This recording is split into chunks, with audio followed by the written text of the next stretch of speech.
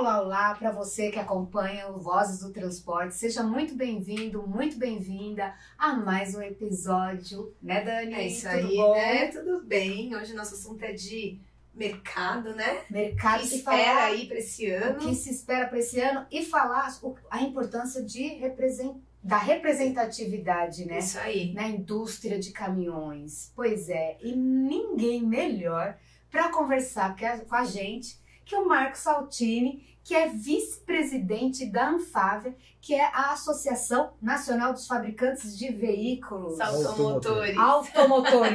Faltou só o ar.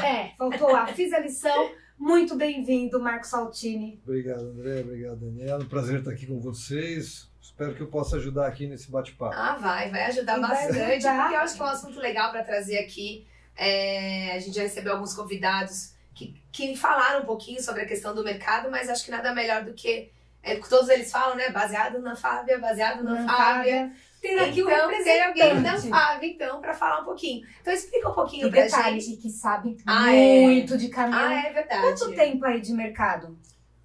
Bom, se...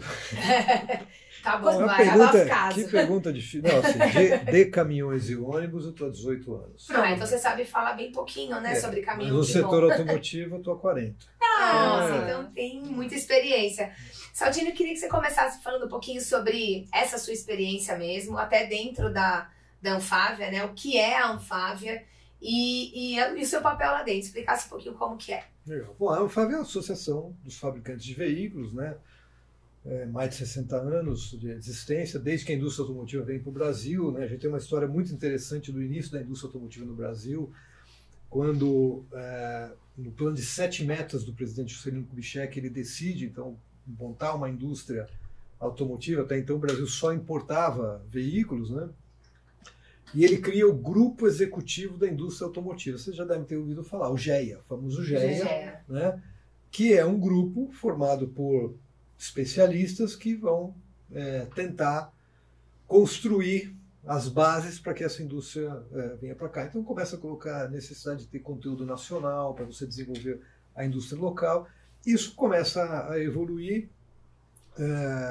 Algumas montadoras então se instalam, já tinham até instalações no Brasil, já da década de 20, mas eram instalações ainda de montagem de um CKD, que vinha para cá. Então você começa realmente a montar fábricas para produzir veículos no Brasil.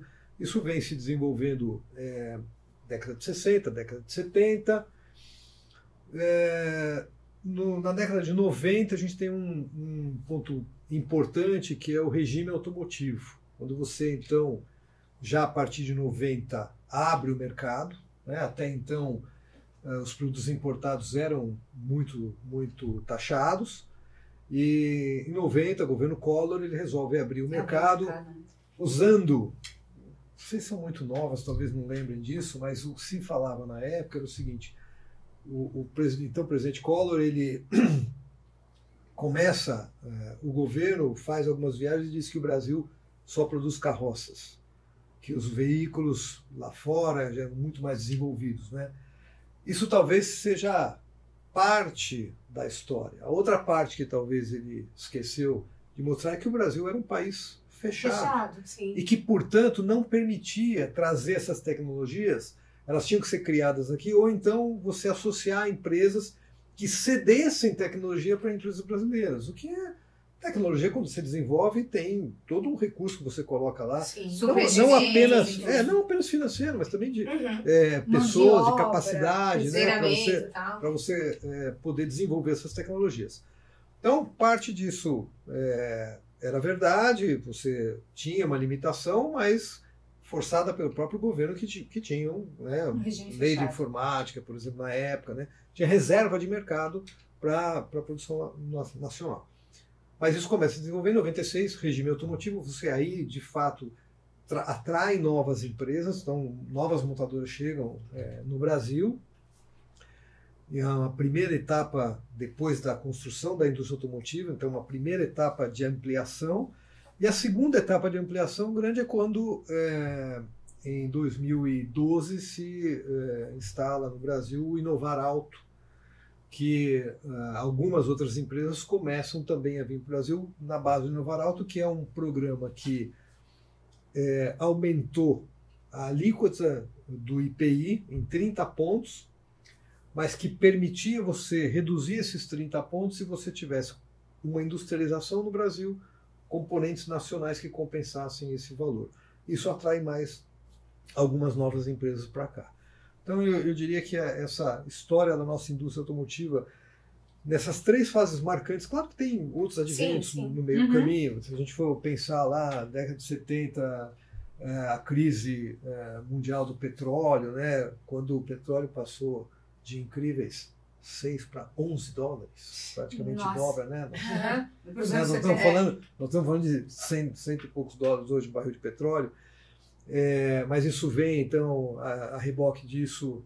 Eu sempre gosto de usar reboque, né? Remete a caminhão. Remete a caminhão, isso é importante. A reboque disso vem o programa do álcool. Isso que eu ia falar, que foi importante para a indústria brasileira, né? É um marco. Desenvolvimento de tecnologia local, né? Você permitir, talvez seja o maior programa de energia alternativa no setor automotivo do mundo. Era pro-álcool, né?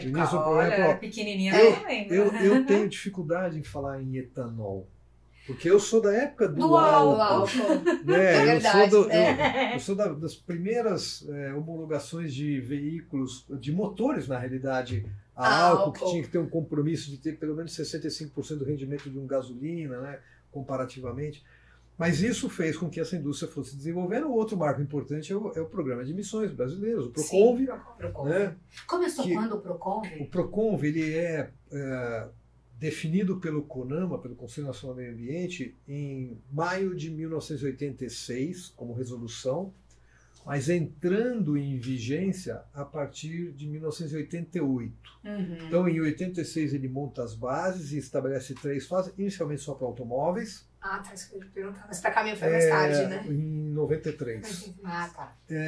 E aí, em 88, ele começa com o controle do que a gente chama de blowback, que é o controle do gás do cárter, então de você ter um circuito fechado, a partir de 88. A partir de 1990, aí você já tem controle de emissões evaporativas, tem fases do Proconv que você tem que atender, depois vem os caminhões também, mais para frente, máquinas, inclusive máquinas agrícolas rodoviárias, o famoso MAR, né, que é o Proconv de máquinas agrícolas rodoviárias, até motocicletas, né, o Promote, que é de motocicletas. Então, a Anfávia, formada lá atrás, né, no início da indústria automotiva, ela tem um papel importante de representar essa indústria e de propor políticas para o setor automotivo. Né? Então, toda a interação e integração da Anfávia com o governo, a importância da participação das montadoras, de estarem presentes na Anfávia e de poderem interagir com o governo, tendo um representante formal dessas empresas, né, de levar não apenas as demandas para o governo, mas também de reagir positivamente às propostas que o governo traz. Todos esses programas do álcool, o Proconv, toda a regulamentação de segurança veicular que a gente tem nas resoluções do CONTRAN, foram feitas, vamos chamar assim, a 4 mãos, muito mais mãos, né, mas a 4 mãos, olhando o lado de governo e indústria, permitindo um desenvolvimento. O Sindipeças é importantíssimo nessa fase, né? Que é super parceiro da Anfávia, né? Exatamente, porque você não constrói um veículo sem as peças, né? Então você precisa realmente estar muito focado. É claro que, vez por outra, você tem posições diferentes, né? Com o governo, com o Sindipeças, entre montadoras, mas você sempre tenta convergir para um consenso de tentar aquilo que seja melhor para o país. Eu acho que esse é o nosso papel também. Eu estou na Anfávia desde o início, praticamente, da minha carreira no setor automotivo, então desde 1986. Eu estou na Anfávia, inicialmente nas comissões técnicas, né, que fazem todo o trabalho de base para a Anfávia. E desde 2004 eu faço parte da diretoria da Anfávia. Então já estou completar 21 anos na diretoria da Anfávia. Né? Você já está à frente disso, é isso? Desde? Na diretoria desde 2004.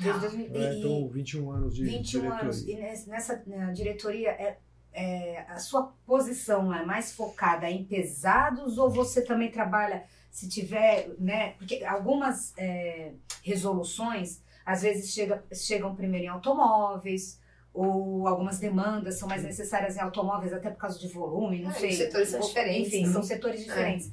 Mas, ou você fica mais focado em caminhões, como que funciona ali no seu dia a dia? Porque para nós você é o nosso porta-voz em pesados, né? Como comunicadores.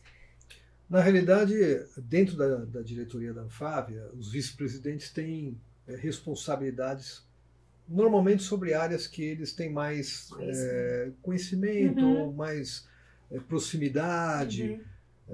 Então, você tem diversas comissões na Anfávia, tem uma comissão jurídica, então tem vice-presidentes que são advogados, então eles normalmente fazem a coordenação dessas comissões técnicas. Entendi. Eu fui, por um bom período, responsável pela área técnica da Anfávia, então quando eu cheguei eu presidi a comissão técnica da Anfávia por 14 anos, quando eu cheguei na diretoria da Anfávia, eu deixei essa posição dessa coordenação da comissão técnica, mas eu passei a ser o responsável dentro da diretoria pela área técnica, né? Especificamente a parte de segurança veicular.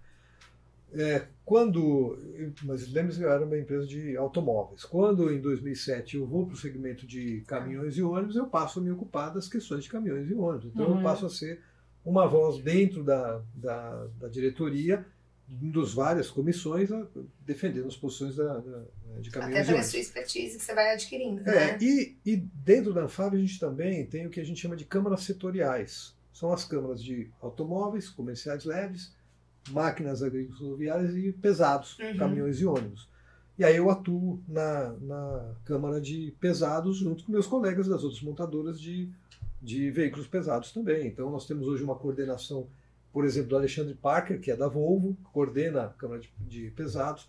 Luiz Carlos, da Mercedes-Benz, já foi coordenador no passado. Não sei se vocês conheceram o Rogério Rezende, que era da Scania, o antecessor ao Bonini na Scania, que coordenava a Câmara de Pesados. Então, e a gente vai fazendo isso uma espécie de rodízio, e depende do tema, você acaba nomeando um desses vice-presidentes para ser o ponto focal e poder ajudar. A gente divide as tarefas lá de uma maneira que não sobrecarregue ninguém e que você possa usar a melhor experiência que você tem ali para poder discutir os vários temas. Saltini, e nessa experiência sua, principalmente voltada na parte de caminhões, quais foram as principais ações assim que a Anfávia teve, que ela pontuou ali e que trouxe todo um benefício ali para o transporte, que ajudou ali a dar uma melhorada no transporte, seja uma resolução, ou seja alguma ação? Você citou o Procov, você citou as inspeções veiculares, né?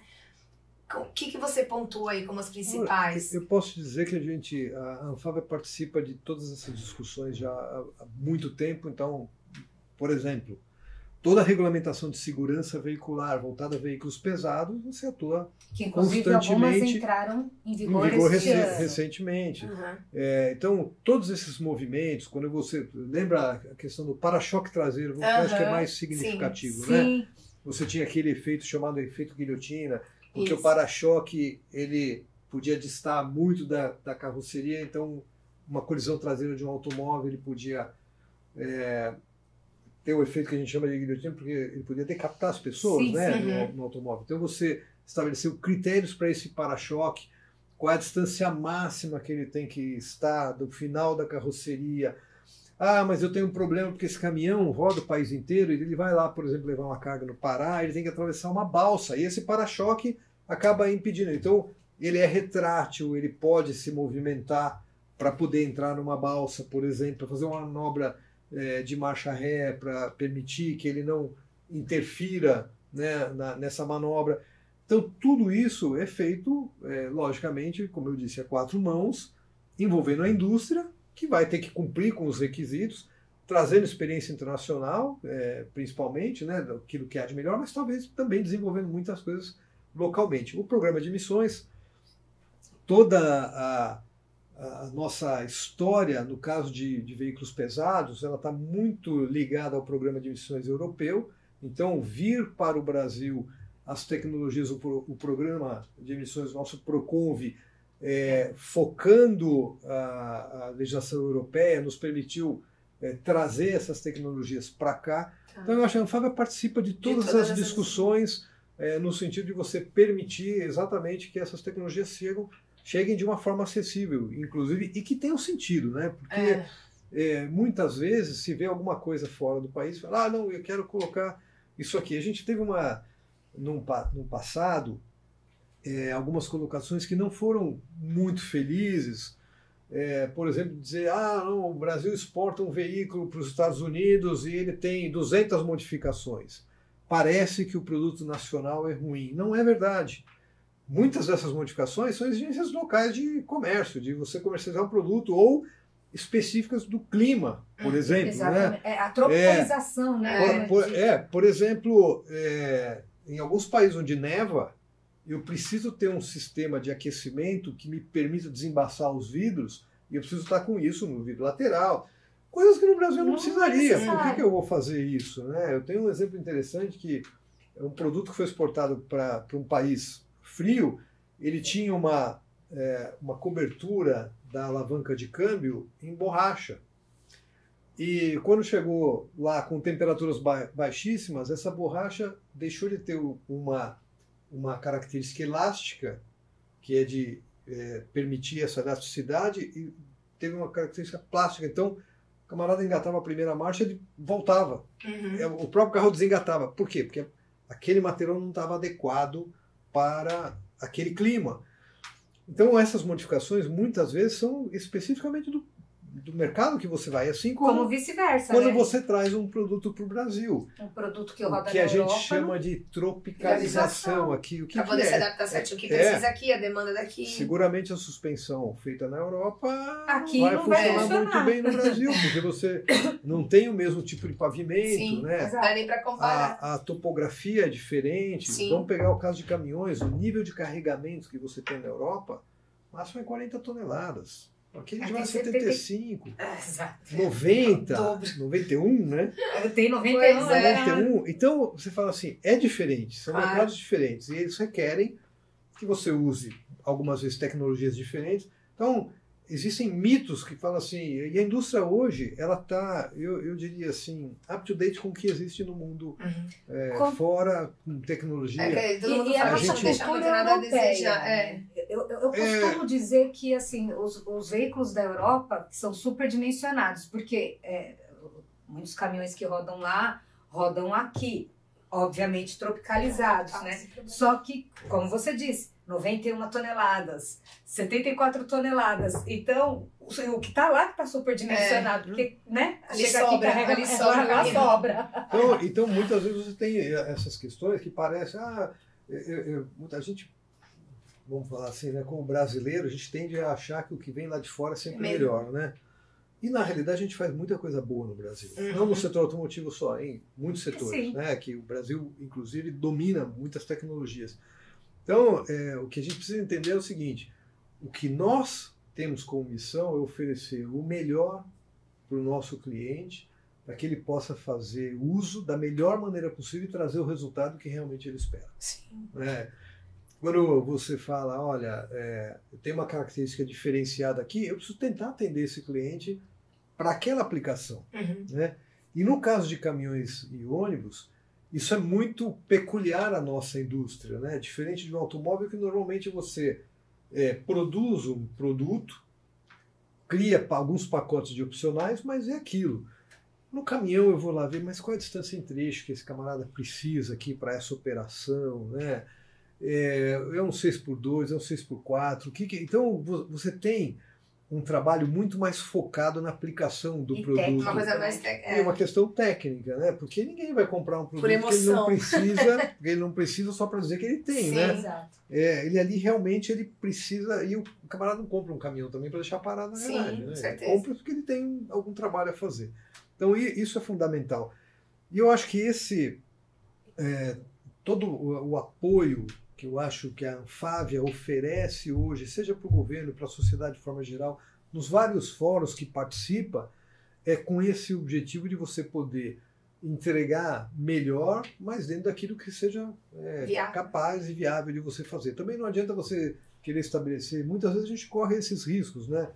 Algumas vezes tem um projeto de lei no Congresso que estabelece, olha, a partir da publicação você tem que atender, mas você demora um tempo para desenvolver. Sim. Né? Então, não é simplesmente você falar, não, eu não quero fazer. É você dizer, eu posso fazer, mas eu preciso de tempo para fazer. Preciso de mais um prazo porque aqui se para eu atender. não desenvolver adequadamente, eu costumo sempre usar uma expressão que é o seguinte, Quando eu testo um motor, eu falo assim, olha, eu vou fazer um teste de 1000 horas desse motor rodando num dinamômetro. 1000 horas são 1000 horas. O dia só tem 24 horas ainda. Né? Sim. É 24 horas. Então, para rodar 1000 horas, eu tenho que rodar 1000 horas. Não dá para fazer 1000 horas em 600 horas. Sim. Né? Sim. Eu preciso de 1000 horas. As coisas precisam de um tempo. Então, o tempo necessário que você precisa para fazer um desenvolvimento precisa ser respeitado para que você faça realmente o produto da forma mais adequada possível. Agora, vendo assim, esse desafio todo na questão de produto, aí me leva para uma outra questão que não tem a ver com o produto. Que você citou a questão da inspeção. E aí eu queria que você falasse um pouquinho sobre a renovação da frota, que eu acho que é um assunto que deve acompanhar a Anfávia. A Anfávia acompanha desde o seu calcanhar de Aquiles, eu acredito, né? Eu sei que você não vai ter a resposta, a gente já sabe que isso não tem uma resposta pronta, mas como que a Anfávia trabalha isso dentro? Porque eu acho que está ficando cada vez mais apertado, entre aspas, o prazo para se ter um programa eficiente por conta exatamente da evolução dos produtos, da meta de quase toda a indústria de zerar as emissões. Inovar então, assim, alto, né? Então tem... Eu acho que antes eu acho que ainda estava meio distante, talvez, dava para esperar um pouquinho. Hoje, com essas metas, com esses produtos que não poluem, com veículos elétricos chegando, eu acho que a necessidade de se olhar para a frota maior que está na mão do autônomo está cada vez mais urgente. Para não dar um bug ali na hora que... E tem mais um ponto. Eu particularmente acho que a gente chegou próximo do que poderia ser uma renovação de frota o ano retrasado, quando teve aquela medida... 1175. Isso, aquela medida provisória. Então, a gente viu que é possível. Eu sei que falta dinheiro, né? Precisa de dinheiro, mas Exato. Aí eu queria que você falasse um pouquinho de como tá a visão da Anfávia sobre isso, porque eu sei que vocês trabalham e do governo. E já é um assunto recorrente, né? Mas eu acho que agora realmente assim é cada vez mais urgente, porque a frota no autônomo tá muito distante do que são os caminhões hoje. E a grande maioria, né? Porque a gente tem Euro 6... Mas a gente tem muito Euro 0. E um executivo que veio aqui falou uma coisa também interessante, que quando você pega os números de veículos licenciados, vendidos, não é nem porque metade da frota total. Então você vê que a renovação ela é baixa, mesmo na mão dos transportadores, né? Eu queria que você falasse um pouquinho. É difícil, né? Não, falar é fácil. Falar é fácil. Não, falar é fácil. Olha, só para vocês terem ideia, o primeiro projeto de renovação de frota que eu trabalhei foi em 1998. E a Anfávia criou um grupo de trabalho em 1999 para discutir renovação de frota. Naquela época de automóveis, eu trabalhava numa empresa de automóveis, eu coordenei esse grupo, em 1999. Fizemos um trabalho muito extenso, chegou a se montar um centro de reciclagem de veículos em Juiz de Fora, na época, para mostrar a viabilidade. Fizemos processo de desmontagem de veículo, adotando critérios de quanto economicamente é viável você desmontar, porque isso tem um custo para você desmontar. É mais fácil simplesmente compactar isso e jogar dentro do forno, ou vale a pena eu tirar? Então, todo o cálculo econômico de quanto custa, porque quando eu jogo uma sucata de aço contaminada com vidro, com espuma, com plástico, com borracha, num forno, eu reduzo a eficiência do forno. Então, para eu limpar essa sucata e tirar o vidro, tirar o plástico, tirar a espuma, tem um custo, mas eu melhoro a eficiência do forno depois. Então, todo esse cálculo econômico foi feito na época. Foi um período que o mercado tinha caído de automóveis, mas num determinado momento o mercado retomou, então se abortou aquilo e não se fez mais nada. Depois existem algumas experiências de renovação de frota que foram feitas no Brasil. São Paulo, por exemplo, fez um programa no Porto de Santos, no qual era a época que a gente tinha o Finame PSI, com uma taxa de Finame de 5%, chegou até 2,5%, no qual o governo de São Paulo ele equalizava a zero essa taxa. Vou fazer um exemplo muito simples. Se você pegasse um caminhão com mais de 20 anos que rodava no Porto de Santos e destruísse esse caminhão, você podia comprar um caminhão zero com a taxa equalizada do Finame. O que significa dizer? Só para fazer uma conta redonda, imagine um plano do Finame, do BNDES, de 96 meses, um caminhão que custasse R$96 mil, equaliza a zero a taxa, ele vai pagar R$1.000 por mês. Fixo. Então você dava previsibilidade. Era, mas você não tinha como comprovar a renda desse camarada que trabalhava no porto. Os caminhões eram muito antigos e não valia praticamente nada. A sucata vale pouco, porque a sucata de aço dá a impressão que se eu destruir um caminhão que tem lá, sei lá, 4, 5 toneladas, mas a sucata custa isso, né? Você vai pagar por isso R$1.000, R$2.000. Então não é que seja significativo. E esse programa não andou. Foram comercializados, sei lá, 60, 70 unidades. Depois foi feito um outro programa em Minas Gerais. Em Minas Gerais, esse programa ele fazia com que, se você destruísse um veículo com mais de 20 anos, você tinha direito a comprar um veículo zero, um caminhão zero, um caminhão usado, com isenção de IPVA por 10 anos. O IPVA era 1% do valor do caminhão, então você imagina que fosse um caminhão de R$200 mil, R$2.000, 10 anos, R$20 mil. Se eu trago a valor presente, vamos dizer que isso representasse 10, 15 mil reais, depende da inflação, quanto que seria isso. Vamos dizer que esse seria o desconto para comprar. Foram vendidos 2 caminhões. Dois. Cara, que absurdo. Esses são 2 exemplos ou foram os 2 programas? Não, aí tem um terceiro programa, que é o programa do Rio de Janeiro. Tá. Nesse programa do Rio de Janeiro... Desculpa, quando você diz programa em Minas e Rio, era só programas do Estado. Programas estaduais. Não é nacional, Programas estaduais. Então, entendi. E aí o programa do Rio de Janeiro, o que ele previa? Você entregava um caminhão de mais de 20 anos para ser destruído. Esse caminhão ele era avaliado pela tabela Molicar, qual é o valor dele de mercado.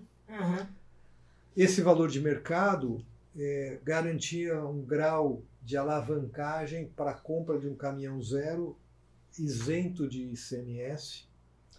Então, por exemplo, se destruir um caminhão na tabela Molicar valia R$20 mil, você podia comprar um caminhão zero com uma alavancagem de 12 vezes de R$240 mil.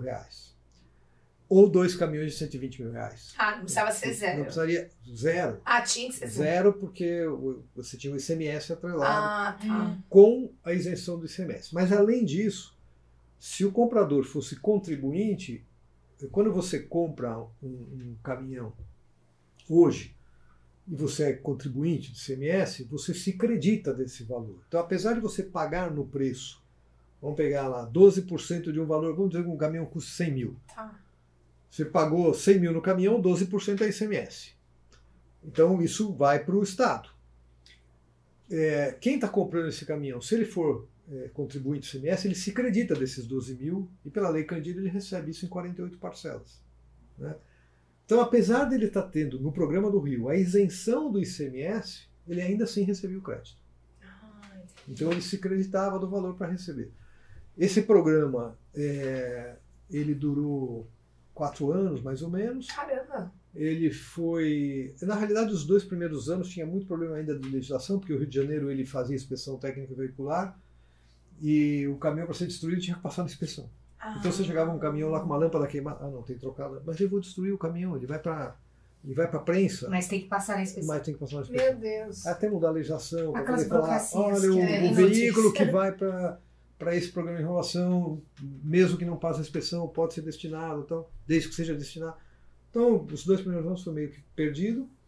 Então, basicamente, atuou 2 anos. No momento que o mercado estava muito ruim, nós estamos falando aí 2016, 2017, não sei se vocês lembram. Sim.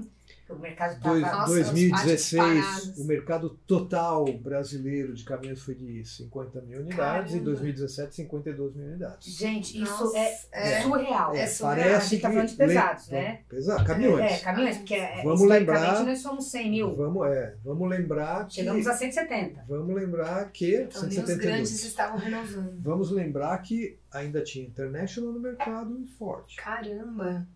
Para dividir o bolo. É verdade, para dividir o bolo. Muito bem, esse programa destruiu 700 e poucos caminhões e gerou a venda de 1.500 caminhões, mais ou menos. Então, talvez seja o programa mais bem sucedido até a medida provisória 1175.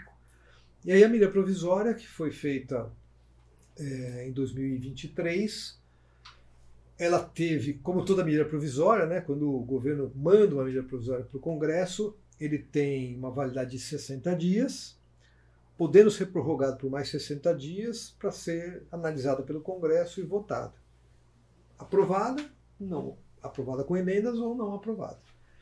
E a medida provisória foi prorrogada por 60 dias, então ela rodou 120 dias, mas depois ela caducou, porque ela não foi votada no Congresso. E 60 dias é nada. Os primeiros 60 dias nós gastamos para resolver a questão da baixa dos veículos. Como scrapear, né? Primeiro a baixa. Fazer a baixa oficialmente no Detran. Segundo, então a gente precisou de uma mudança na legislação para poder fazer a baixa. E segundo, encontrar parceiros para você poder fazer um programa para scrapear esses produtos. E ele, no final das contas, ele funcionou nesses, vamos dizer, quase 60 dias. E foi o primeiro nacional, né? O primeiro nacional. E aí, quando a gente fala, por que a gente não tem uma renovação de frota? Então, a gente tem algumas particularidades no Brasil diferentes do que a gente vê em outros países. Todos os países, normalmente, que fizeram programas de renovação de frota, têm um incentivo financeiro. Todos. Na Europa, nos Estados Unidos, no México. E aconteceu no Brasil também. Esses programas tinham algum incentivo financeiro. Né? Vamos lembrar, o programa da MP 1175 ele dava o que ele chamava de desconto patrocinado. Você destruía um caminhão, obrigatoriamente você tinha que destruir, no caso de caminhões, dava direito a comprar um zero com um desconto, dependendo do tipo do caminhão, mas chegava, no caso de um ônibus, a 98 mil reais, se eu me lembro bem. Acho que era isso. Então, você fala assim, você tinha um estímulo financeiro para fazer aquilo. Então, assim, se a gente não tiver um estímulo financeiro, dificilmente um camarada que tem um caminhão antigo vai se aventurar a comprar um caminhão novo. O segundo ponto é que, nesses países onde esses programas existiram, e algumas vezes eles retomam, Europa, Estados Unidos, o próprio México, além do estímulo financeiro, você tem um controle periódico da frota circulante, uma inspeção veicular obrigatória. Sim. Que se você não tiver com o produto em ordem, você não está autorizado a circular. Então, na Europa é assim, nos Estados Unidos é assim, no México é assim, no Chile é assim. Então, se você não passa num controle periódico e o teu produto está com pneu careca, tal, você não pode circular. Né? E o Brasil não tem. Então, isso faz com que você não tenha. Nós tivemos em São Paulo um programa da prefeitura que era só de emissões, controlar. O Rio de Janeiro introduziu um programa vinculado ao licenciamento em 2003, de forma apenas educativa, então mesmo que o veículo não passasse, ele não punia, mas a partir de 2007 passou a ser vinculado ao licenciamento, funcionava, mas quando houve eleição para governo do Estado no governo Witzel, ele fez uma promessa de eliminar a inspeção, que não era criticada pela sociedade. A maior crítica era o seguinte: eu tenho dificuldade para agendar a inspeção. Mas todo mundo concordava em fazer, aquilo estava embutido no preço do licenciamento, então era uma coisa que ele ia num posto, chegava as condições e fazia, mas ele prometeu que ia tirar e acabou tirando. Qual governo foi esse? Eu não lembro. Witzel, governador do Rio de Janeiro, que foi, depois recebeu impeachment um pouco mais para frente. Então eles tiraram esse programa. E o atual governador era o vice-governador do Cláudio Castro, era o vice-governador do governador Witzel.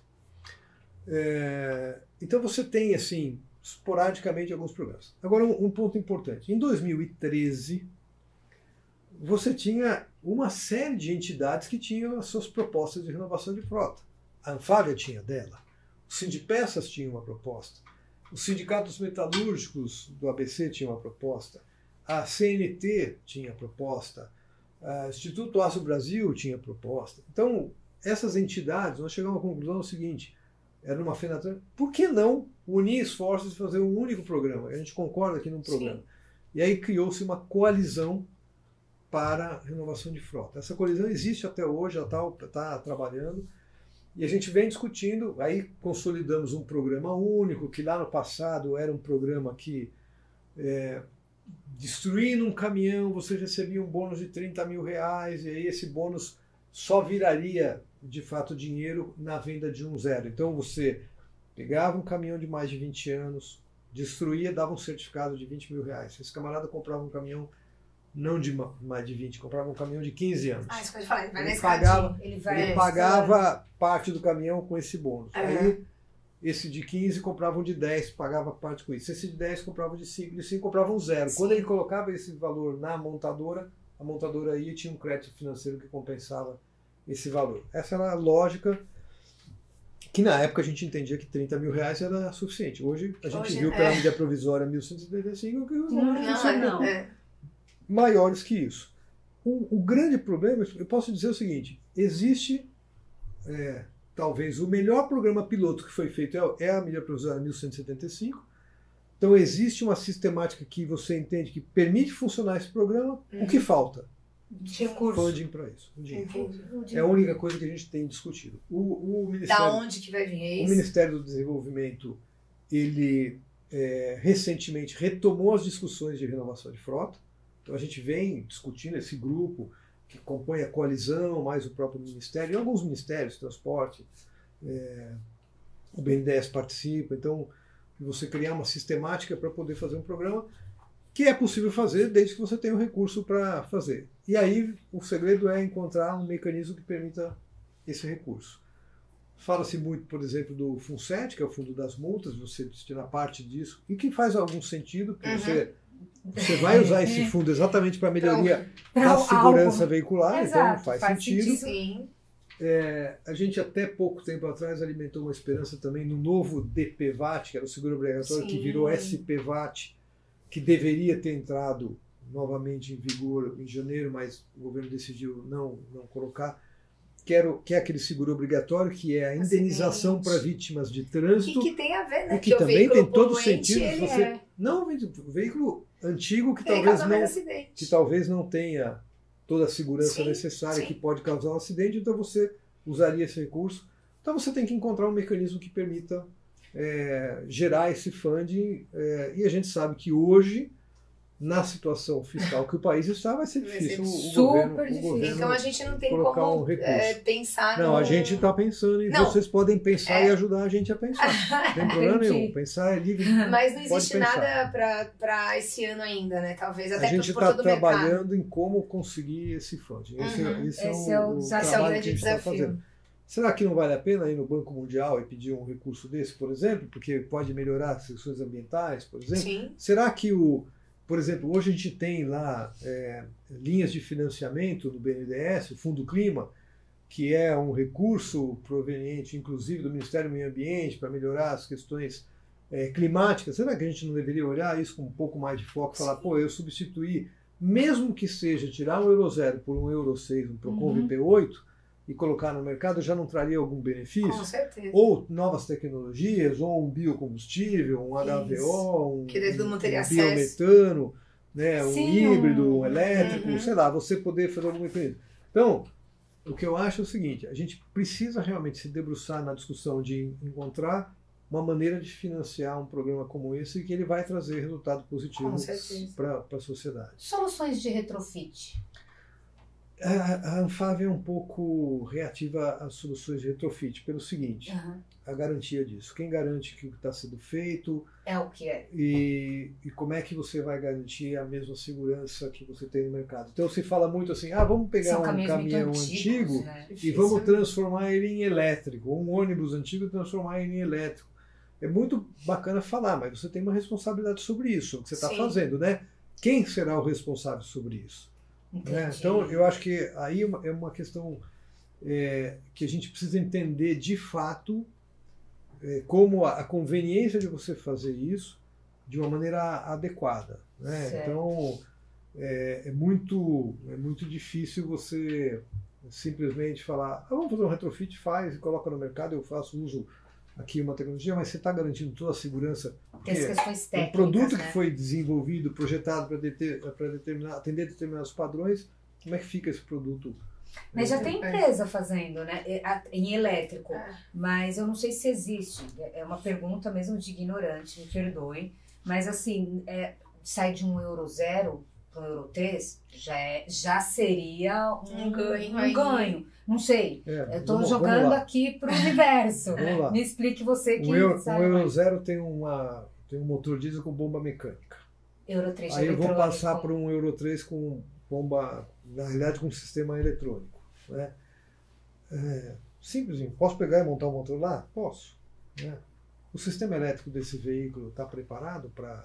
teria que ter toda uma... Aí é um outro veículo. Aí sai tão caro. Quanto vai custar para fazer isso? Quando você comprar um seminovo, aí talvez. Eu posso ter um Eu preciso fazer a pergunta para esclarecer. Eu posso ter um pós-tratamento. Tá bom, o pós-tratamento, como é que eu vou fazer ele funcionar adequadamente? A temperatura de conversão de um catalisador que eu vou colocar lá, um filtro de partícula. Então é assim... precisa tomar cuidado porque as soluções podem não ser únicas. Você pode fazer. Eu costumo dizer o seguinte, na engenharia, tudo é possível. Tendo tempo e dinheiro, você faz qualquer coisa. O homem foi para a Lua, né? Agora Marte. Assim, tendo dinheiro e tempo, dá pra fazer, né? A questão é segurança mesmo, como você disse. Porque você resolve o problema do meio ambiente, mas aí você pode ter outro problema. Pode comprometer a segurança. Vou dar um exemplo mais banal. Houve um momento na indústria automotiva que ela começou a substituir as lâmpadas incandescentes nos faróis por lâmpadas halógenas e depois veio a chamada lâmpada de xenônio, né? Os faróis de xenônio. Lembra disso? Faróis de xenônio. Que tinha uma coloração branca, mas mais azulada. Certo? Coloração branca mais azulada. Ele atendia a colorimetria que a legislação estabelece e a fotometria, e era o que a gente chamava de faróis de descargas de gás, porque ele tinha uma descarga de xenônio, gás xenônio, que fazia o arco voltaico para criar, era um ambiente para criar essa iluminação. Muito bem. Como você ligava um carro desse com farol de xenônio, ele tinha essa cor mais azulada, o que começou a aparecer no mercado? Lâmpada azul, ou bulbo azul. E aí o camarada colocava no carro dele e trocava a lâmpada por uma lâmpada com bulbo azul. Cegava? Não. Vamos lá, né? Com bulbo azul, para parecer que o carro dele tinha um farol de xenônio. Só que, como o bulbo era azul, a iluminação era menor. Então, para você compensar isso, vou colocar uma lâmpada de maior potência. Beleza, então eu ponho uma lâmpada de maior potência, vou iluminar mais azul, estou chique agora porque o carro tem farol de xenônio. Só que o sistema elétrico do veículo não foi preparado para aquela potência. Então o que acontece? Se der sorte, ele vai queimar o fusível. Se der azar, ele vai queimar a fiação elétrica. Aí o carro pega fogo. Meu Deus. Então, são coisas que parecem banais, mas que às vezes requerem. Tem uma engenharia por trás daquilo, né? Estudando. Lógico que grandes fabricantes acabaram fazendo lâmpadas halógenas, coloridas, para colocar com responsabilidade. Então, é uma outra coisa, você pode fazer. De novo, dá para fazer. É da fábrica. Mas desde que você consiga fazer alguma coisa né? Com testes, exatamente. Agora, ainda falando de mercado, também conversando com alguns colegas da indústria, esse ano a gente há previsão de uma retração e há quem fale também de um envelhecimento da frota, a frota nova, mais nova, digamos assim, né? Porque em volume a indústria de caminhões ela é sustentada pelo médio frotista, o pequeno e o médio. Né? O grande ele vai comprar, ele já se previne, ele sabia do aumento da taxa e toda aquela coisa, foi lá, faz sua compra. Ele tem bala na agulha, digamos assim. O pequeno e o médio, que é o grande comprador, esse ano talvez não vá comprar, e por isso que né, todo mundo fala em Anfávia. Anfávia prevê uma retração, X% e tal. Também é preocupante. É um sinal de alerta, né? Não deixa de ser preocupante. Eu também vi, a gente está falando sobre caminhões, mas não dá para não citar, acho que foi até uma reportagem, acho que foi na Autodata, alguma coisa assim, de que a frota leve também está velha. Hoje está de 11 anos. Né? Então está envelhecendo a frota de veículos leves. Queria que você falasse isso também, como a Anfávia vê essa questão. Por quê? Não deixa de ser preocupante, porque a indústria deixa de vender, o cliente deixa de renovar, E adia, né? Vai adiar essa compra e a gente não tem uma previsão de vai adiar até quando. E essa quando ele renovar, esse caminhão já vai estar mais antigo para que o que vai comprar o seminovo compre, né? Então você trouxesse a luz na análise. Eu não sei se eu tenho. Se fosse possível trazer a luz, o que é possível fazer? Eu nem trouxe uma lanterna. Se eu soubesse, eu tinha. Mas vamos lá, né? Primeiro, um ponto que eu acho importante. Por que a gente usa as projeções da Anfávia? Porque empresas listadas em bolsa não podem fazer projeção. Porque poderia estar influenciando a bolsa e o comprador de uma ação. Se eu falo assim, olha, o mercado vai crescer X%, o cara fala, pô, vou investir nessa empresa que está listada em bolsa porque o mercado vai crescer, ele vai vender mais, eu vou ganhar mais dinheiro. Então as empresas listadas em bolsa não podem, não devem fazer suas previsões, então você usa as previsões da entidade, que é uma previsão consolidada, que a Anfávia produz a partir da consulta que ela faz às empresas, e ela, de forma consolidada, apenas sem identificar a empresa, ela monta então uma projeção que olha questões de mercado, né? Inflação, taxa de juros, safra agrícola, PIB, ele vai olhar, né, os movimentos de mercado aliado às projeções das empresas, e aí ela consolida uma proposta de projeção referendada depois pela própria diretoria da Anfávia, que diz, não, ok, essa é a melhor projeção que a gente tem, e por isso as empresas usam a projeção da Anfávia. Então esse é o primeiro ponto, que muitas vezes falam, mas e vocês da empresa, o que você... Não, a gente usa a Anfávia por isso, e esse é o papel realmente da Anfávia de fazer isso. As frotas, elas envelhecem por alguns motivos. Você pode ter dois motivos principais de envelhecimento da frota. Primeiro é que você vende menos, então você está colocando menos produto no mercado, sua frota vai envelhecendo. Segundo, você pode até vender, mas os veículos antigos não saem dessa frota e continuam lá, e eles têm um peso, né? Então, você falar hoje, qual é a frota brasileira de caminhões? Vamos falar de 2.400.000 unidades, mais ou menos. Se você vende mediamente 120 mil, 130 mil por ano, eu só tenho 120 mil entrando. Se eu tirasse 120 mil lá de trás, bacana, né? Mas eu não tiro 120 mil lá de trás. Exatamente. Quando muito, né? Nós vamos tirar o quê? 10 mil? 15 mil? Né? Então, assim... Um cenário positivo. Muito positivo. E você tem particularidades no Brasil, uma delas eu comentei há pouco, que é a questão de não ter uma inspeção veicular, o que obrigaria você a fazer uma manutenção no seu veículo e, eventualmente, isso custar tão caro que você fala, é melhor eu desistir desse veículo e comprar um menos velho, ou um zero, né? Preferencialmente o zero. Né? Claro.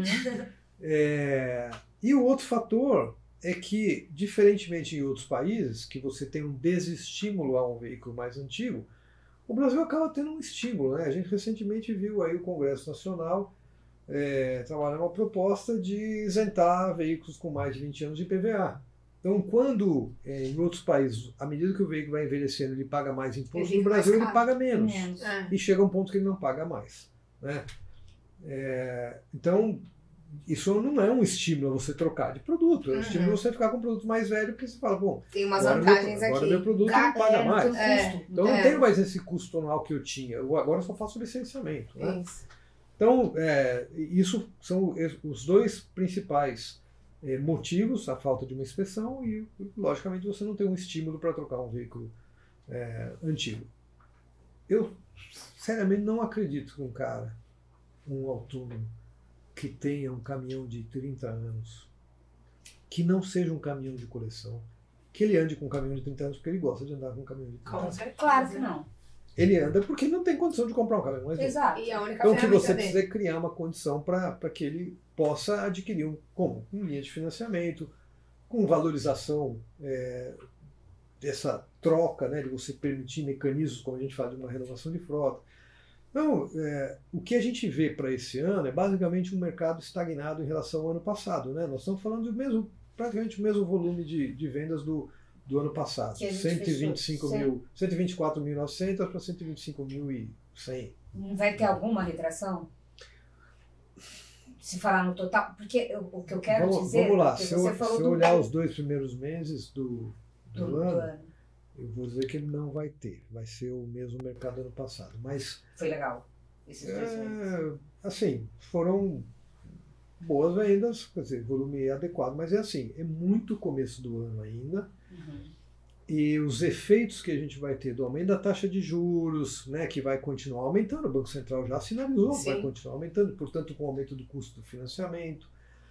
Você tem o fator da inadimplência que pode crescer, e crescendo essa inadimplência, há uma vontade menor do agente financeiro de financiar, então a disponibilidade de crédito diminui. Né?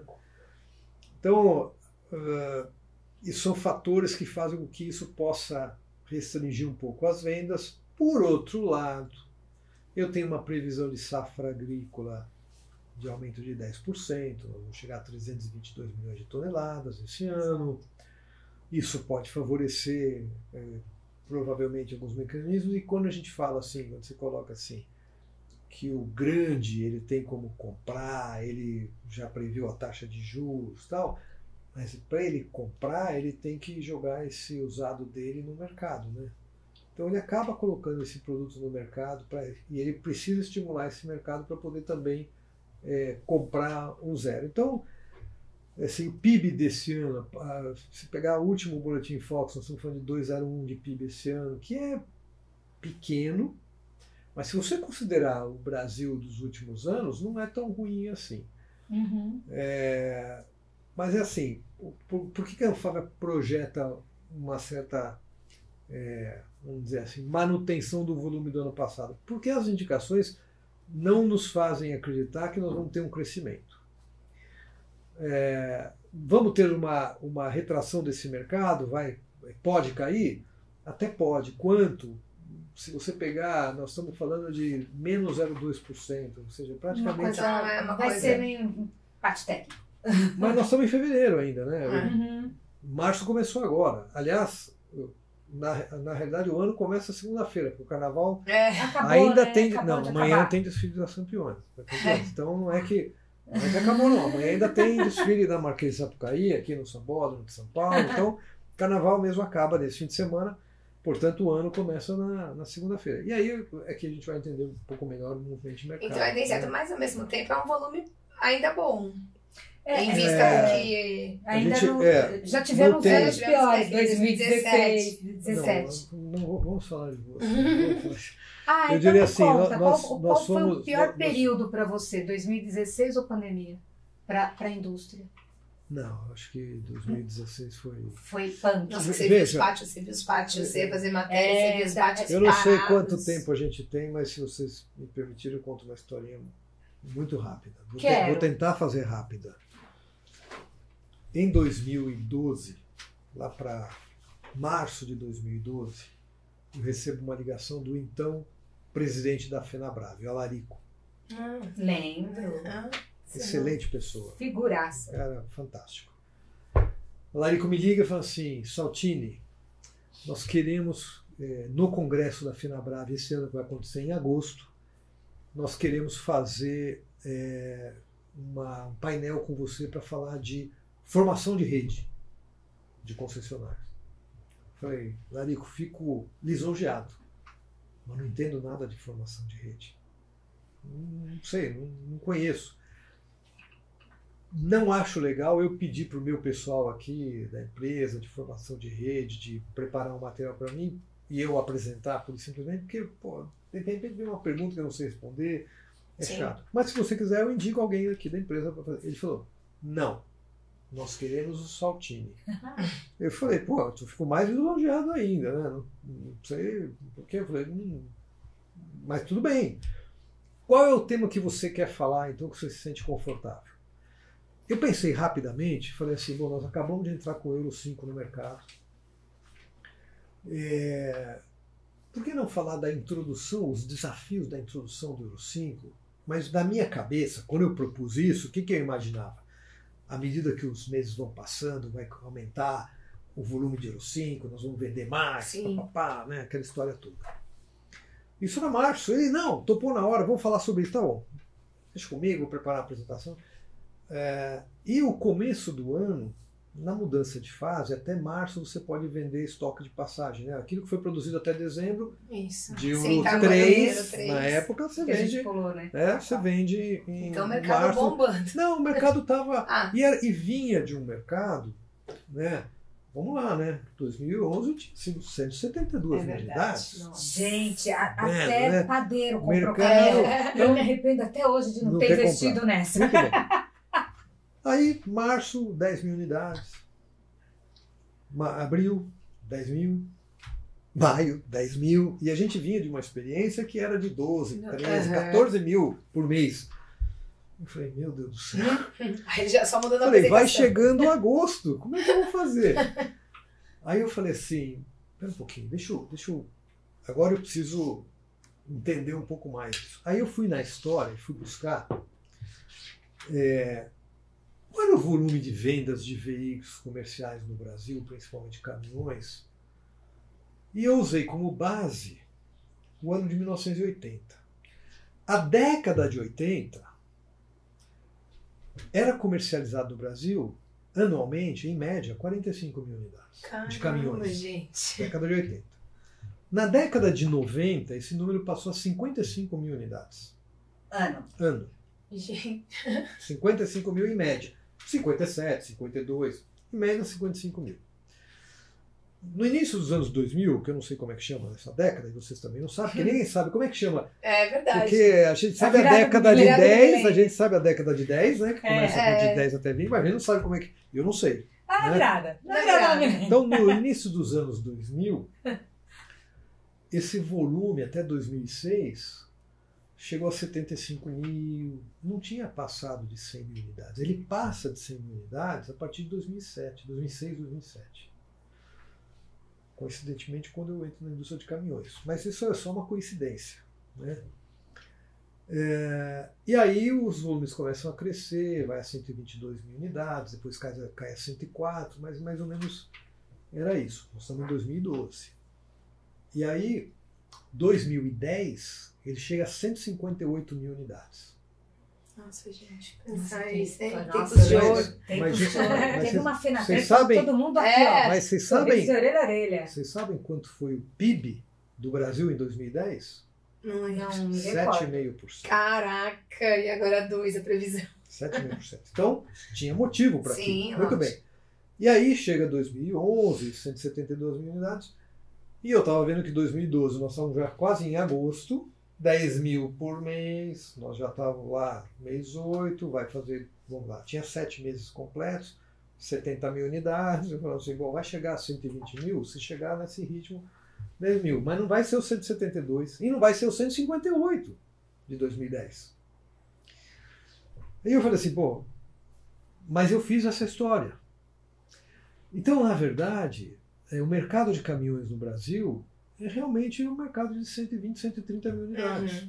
Esporadicamente você pode ter aumento se você tiver um programa de renovação de frota, algum estímulo financeiro. Mas é esse o mercado anual nosso, 120 a 130 mil. Né? Que eu adequado. Eu diria assim, claro que se for melhor é melhor. Lógico. Né? Você tem que agregar isso à exportação, a gente precisa ser mais competitivo para exportar mais. Porque você precisa viabilizar a capacidade que nós temos instalada hoje no Brasil. Sim. Porque mesmo com a saída da International, com a saída da Ford, nós temos hoje, basicamente, instalado no Brasil 400 mil unidades de caminhões e ônibus, né? Somando os dois. Né? Então você fala assim, é uma capacidade grande que permite que você faça. E na época eu fiz essa apresentação mostrando isso, e falei um pouco depois dos desafios, da questão do Arla, da questão do diesel, o S10 que não tinha, no primeiro ano foi S50. Então eu consegui montar uma apresentação assim, mas mostrando esse histórico. E isso me serviu para exatamente entender um pouco mais do mercado de caminhões e como a gente, lógico, você tem variações, tem. Se o PIB aumentar muito, a gente pode chegar a 150 mil unidades? Não, podemos, claramente. Que é bacana. Mas está completamente atrelado à economia do país. Se você... Porque, de novo... Não tem como, né? você compra caminhão se você tiver um trabalho para fazer, e o PIB é a expressão. Exato. Né, a gente já falar, né? Que caminhão é uma veia econômica do país. Por isso que eu te perguntei. Eu sei, a montadora sempre quer vender mais. Mas quando se fala 120, 130 mil, para a economia, assim, visualizando a economia brasileira. Ok. Eu diria que é o número médio que sustenta a indústria entre 120 e 130 mil unidades. Eu acho que, ok. Claro que você quer mais, óbvio. Melhor. Todo quer ganhar dinheiro. Não tenha dúvida. Se eu puder vender mais, logicamente. E a economia, isso é sinal também de que a economia está melhor. Tá andando. E outra, né? Se a gente tivesse realmente um programa de renovação de frota que permitisse essa troca com veículos mais eficientes, né? Rodando, a gente teria um transporte mais eficiente. Né? Então, eu diria assim, lógico que esse volume é um volume adequado para manter essa indústria, mas se você pudesse avançar um pouco mais, 140 mil unidades, seria ótimo. Com certeza. Para isso, você precisa realmente ter tem esses outros incentivos. Se a gente conseguisse um PIB maior, o Brasil trabalhar muito próximo de um PIB de 4,5%, 5%, né? Já ajuda. De uma forma constante, isso ajudaria bastante. Né? A nossa safra é boa, é importante. Você vê que a gente teve uma mudança muito grande, né, do perfil de venda de caminhões. Se você pegar 10, 15 anos atrás, um caminhão pesado era 25%, 30% das vendas. Hoje é 50% das vendas. Hoje é 50%. E o ticket médio dele também é importantíssimo. Também. Então, você vê assim, mudou muito esse perfil, né? Você tem aí o last mile, uma competição muito grande com o comercial leve, com outros mecanismos que vão chegar, mais cedo ou mais tarde você vai ter entrega de drone, vai acontecer, gente. Pode não querer, mas vai acontecer. É uma tendência, então, né? você fala assim, você precisa entender esse mercado como é, né? Sim.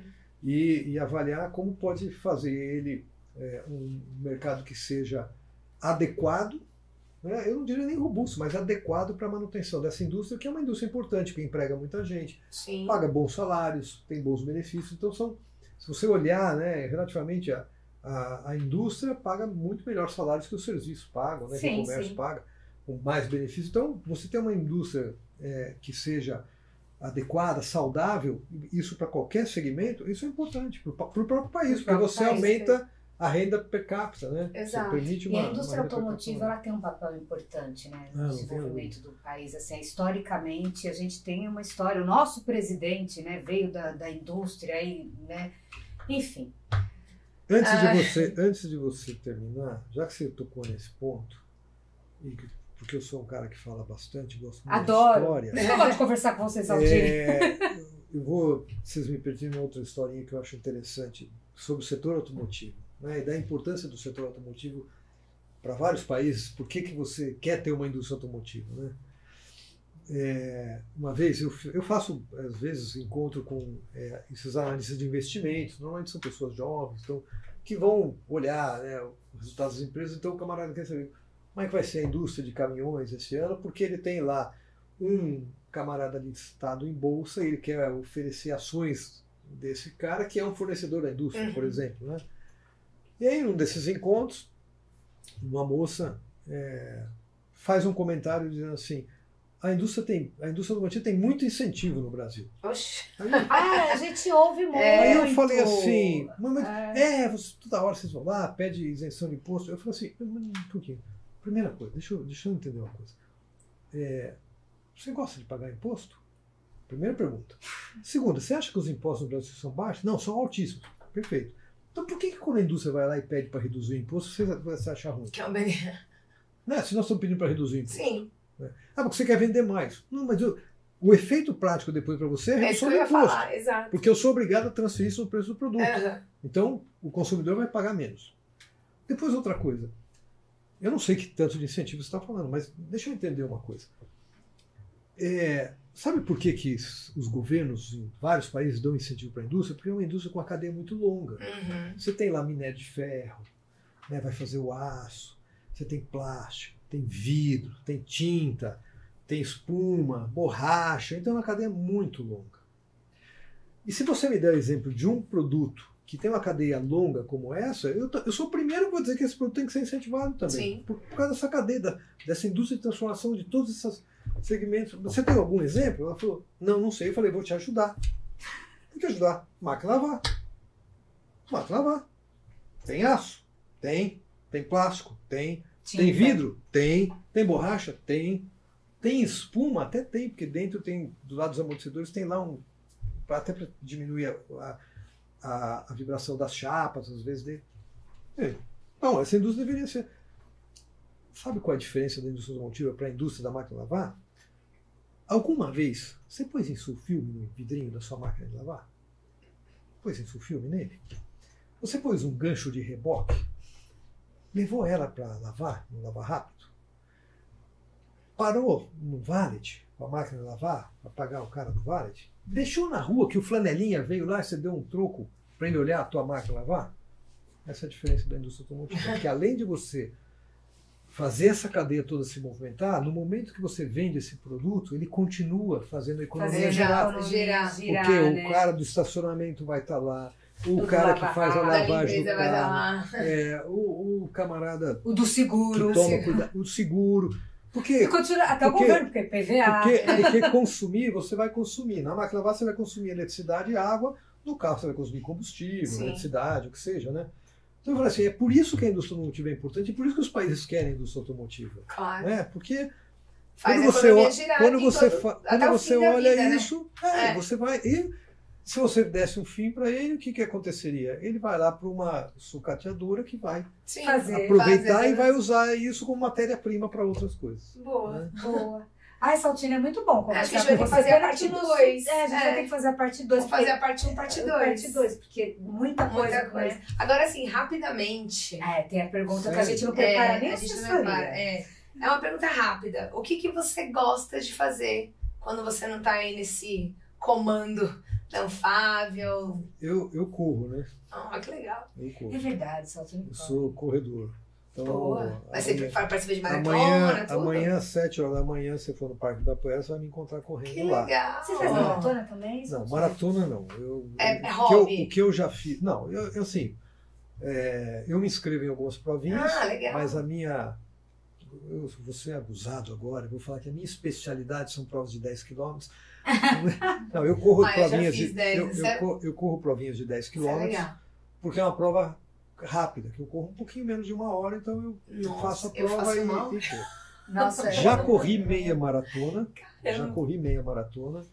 mas eu falo assim, é muito tempo correr. Para mim, eu acho chato. Não gosto. Você tem um limite. Não gosto. Eu gosto da prova de 1 hora, porque eu vou lá, faço 1 hora, acabou, vou embora, né? Mas faço algumas coisinhas. Agora no Dia das Mães, que é 11 de maio, se não me falha a memória. Dia das Mães, isso, 11 de maio. 11 de maio tem a corrida do GRAAC. Eu vou fazer a corrida do GRAAC. Muito legal. Né? Então estarei lá fazendo a prova. Faço bola. todo ano o GRAAC. E dá a corrida é bom, né? Que dá uma esparecida. Agora eu voltei a nadar. Que mudei, o prédio que eu moro tem piscina, então agora eu voltei a nadar. Então eu tenho nadado também durante a semana. Mas esse é o meu hobby. Meu hobby é exatamente praticar um pouquinho de esporte para você poder... Não gosto de academia, essas coisas eu não gosto muito. O clima? Não acho legal, acho muito truncado para você fazer. Mas, logicamente, gosto muito de automóvel, de corrida de automóvel, sempre gostei, né? Eu fiz rally uma parte da minha vida, né? Legal, fui navegador de rally por 10 anos. Então que bacana. Gosto do negócio. Mas assim, hoje já atualmente... mas eu não pratico mais. O que eu faço mesmo é correr. Bacana. E faz bem, ainda faz bem. Faz muito bem. Faz muito bem. Saltine, muito obrigada. Obrigada pelo seu tempo. E continue nos acompanhando, porque vem mais conversas e tal. E já deixo aqui o convite para o Saltine voltar, gente, porque tem muita coisa. Tem mais coisa pra gente falar. Tecnologia, muita coisa, né? Então, todas as quartas, 19h30, a gente espera vocês. Tchau, tchau.